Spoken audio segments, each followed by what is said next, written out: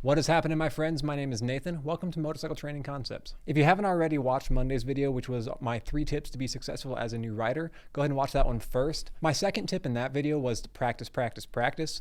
And in this video, what I'm going to do is provide you with 3 different ways that you can actually practice. So the first one, of course, is to take a motorcycle safety course. The importance of taking a course as opposed to learning on the fly is that you get pretty much a comprehensive and structured way of learning. All the information is already set up and organized, and it's presented to you in a way that's drip fed, that you can understand it and retain it as much as possible. Now, most in-person courses are about 2 days. You do the first day of classroom learning and then the second day of on the bike learning, but they are bar none the best way to get all the information that you need without having to spend time Googling it and missing things or learning too much about one subject and not enough about another. All the information that you need is structured and organized for you already. There's no adequate substitution for in-person learning and in-person training. So if you can afford those classes, I highly recommend them because safety is my #1 concern. So getting a full Saturday of classroom learning of everything you need to know, and then a full Sunday of on-the-bike training with instructors there with you, if you can afford that, that's probably the best thing you can do as a new rider.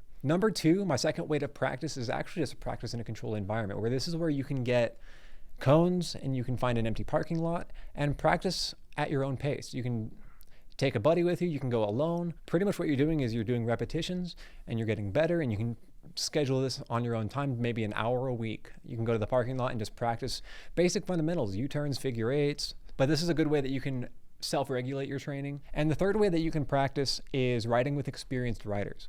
If you ride with people who are not only really skilled at motorcycling, but also compassionate, they've gotten to that point where they understand what you need as a new rider and can help coach you through that, what you're going to find is that you're learning good behaviors through osmosis. Basically, you can watch them and how they ride and how they stagger and how they turn, how they communicate, and how they avoid hazards like other drivers. If another driver were to cut out in front of the group, and how they handle that and how they remain calm, and instead of lashing out in road rage, they let the driver go and continue their ride, because it's safer to ignore the driver. It's safer to continue your ride, to have fun with your group. If you ride with people who understand that and will teach you that and have the compassion and the skill to coach you through whatever shortcomings you may be having as a new rider, that's another really effective way of learning, is just be around people who are better than you, people who can walk you through some stuff that they've gone through. Now, this is where if you have no idea where to start, let's say you don't have a class in your area. Let's say setting up cones in a parking lot is kind of a foreign concept to you. And let's say that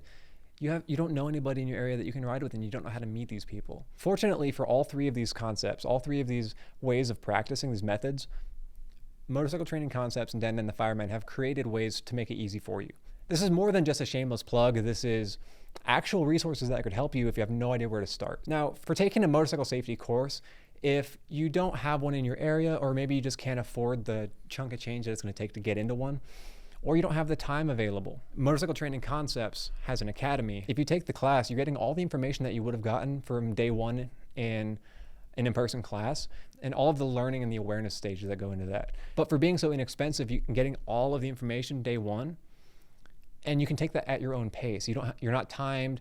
There's little quizzes you can do to check your memory, but all the information's already there. It's organized and fed to you in a way that is retainable and that you can follow it at your own pace and really grasp the concepts and what you're getting into before you start riding. And when it comes to practicing in a controlled environment, for example, if you don't know where to start that's kind of a foreign concept. On the shop, we sell drill booklets ranging from easy drills to expert and master drills, and you can work your way up. And what we do here is we'll take the drill booklet outside, we'll set up all the cones, and we'll pick 5 random drills. Most of the time, it's stuff that we haven't practiced in a while, so we'll go out there and we'll be really rusty at it. But it's important to understand those are diminishing skills. Or if you sign up for the academy, you can get the PDFs for these and download those to your phone. So practicing in a parking lot, again, at your own pace, you can set it up as you want, pick a schedule that works for you.